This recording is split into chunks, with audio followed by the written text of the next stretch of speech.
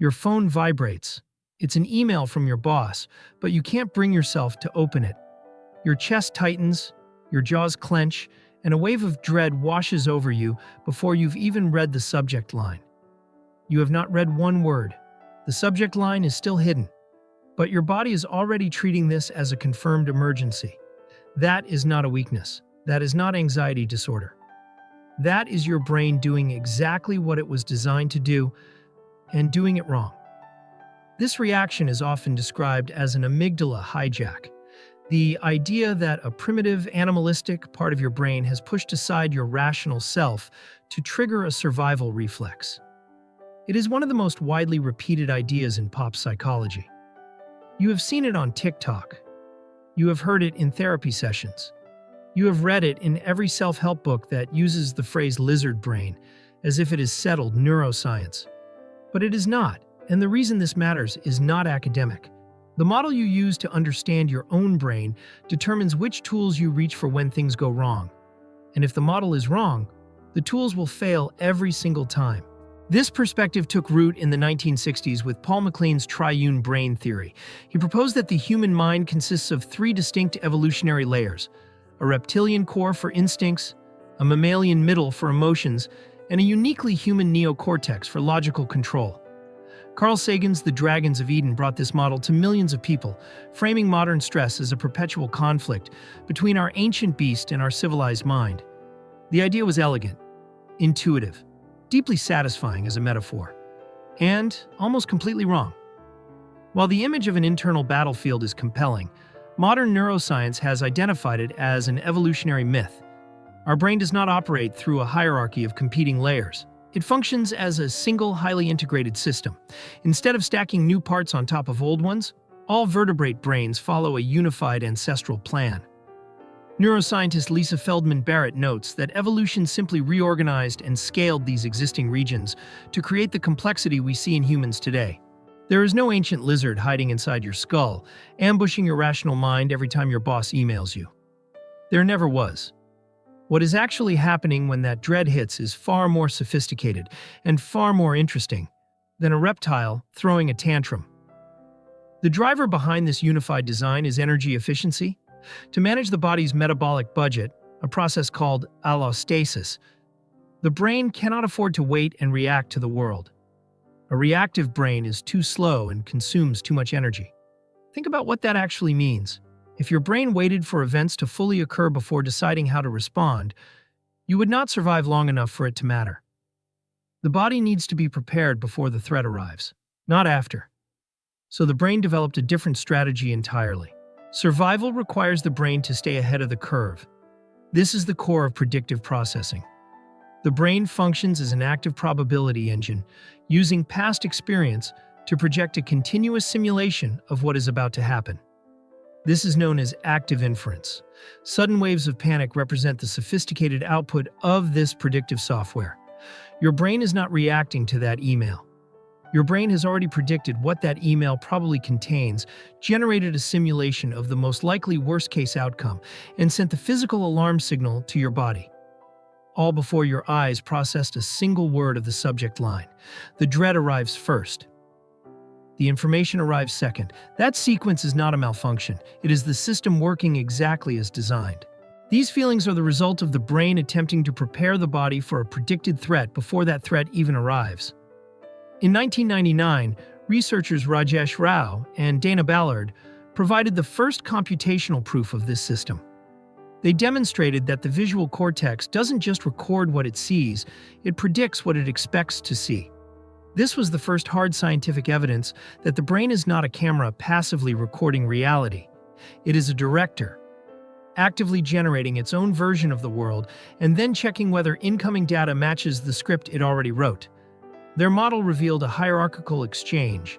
Higher regions of the brain generate top-down predictions, sending a stream of hypotheses down to the lower sensory levels about what is currently happening in the world. Lower areas compare these predictions against the actual data coming from your eyes, ears, and skin.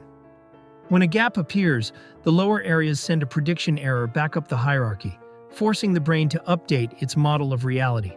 The brain is running a constant negotiation between what it expects and what it actually receives. When those two things match, nothing happens, the model holds. When they do not match, that mismatch is called a prediction error. And prediction errors are how the brain learns. They are also where anxiety lives. When the negotiation gets stuck and the brain stops accepting new information. Carl Friston at University College London expanded this into a total theory of the brain called the free energy principle. He argues that every neural process exists to minimize variational free energy, which is essentially the mathematical amount of surprise in the system. Human perception, learning, and action are the visible results of the brain trying to close the gap between its internal guesses and the noisy, chaotic data of the external world. We can apply this same math to understand why we get trapped in cycles of chronic overthinking and emotional exhaustion. Overthinking is not a character flaw. It is a prediction engine that cannot stop generating simulations because it has never received the error signal that tells it the threat is gone. The brain maintains a setting called precision weighting. This is the system's way of deciding whether to trust its own top-down prediction or the bottom-up evidence coming from the environment. Anxiety arises when the brain assigns excessive, rigid precision to its own internal threat predictions. It treats the possibility of a worst-case scenario with so much mathematical certainty that it becomes difficult to override. You have experienced this exact pattern. You have been in a situation that was objectively fine. The email was nothing, the conversation went well, the meeting ended normally. But your body did not immediately relax. The fear did not switch off the moment the evidence arrived. That is because your internal model had already locked in a prediction. Real-world evidence was competing against a mathematically weighted certainty, and the certainty was winning. When threat predictions are weighted with this kind of hyper-precision, the brain begins to downweight actual evidence of safety. Real-world signals that would normally calm us are filtered out because the internal math has already decided that danger is inevitable. The amygdala operates as an integrated node within this system. Feelings of dread persist because the predictive engine has stopped updating its internal model, trusting its own catastrophic forecasts more than the reality of the present moment. Seeing anxiety as a miscalibrated precision setting allows for a more targeted approach to regulation. So what do you actually do with this information? To shift these states, we must change the data the prediction engine is consuming. Avoiding the things that make us anxious feels like a solution, but it actually maintains the entire cycle. Avoidance starves the brain of the very prediction errors it needs to realize that a threat is no longer present. We intervene through behavioral reality testing. By deliberately entering safe, uncertain situations, we force the brain to process clear signals that prove its predictions wrong. This massive influx of new data mathematically forces the brain to lower the precision weight of its internal fears, gradually realigning its generative model with the actual environment. You do not need to do something enormous. You need to do something your brain predicted you would not do. A small action that directly contradicts the catastrophic forecast is enough to begin recalibrating the system. The prediction engine updates on evidence. So give it evidence. We can also influence this system by focusing on the body's internal signals. Emotions are often predictions of our future metabolic needs. If the body's internal data is noisy, the brain will likely predict a state of emergency. Physiological regulation techniques, such as slow, rhythmic breathing, stabilize our internal signals. This reduces the amount of biological surprise the brain has to account for, making it much harder for the system to construct a state of panic. 4 counts in, hold for 4, 8 counts out. That specific pattern directly reduces the noise in your internal data stream. You are not calming yourself through willpower or positive thinking.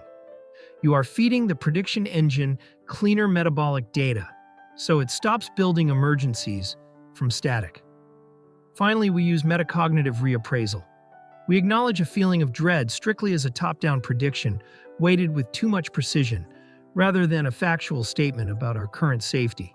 The feeling is real. The threat it is predicting is not confirmed.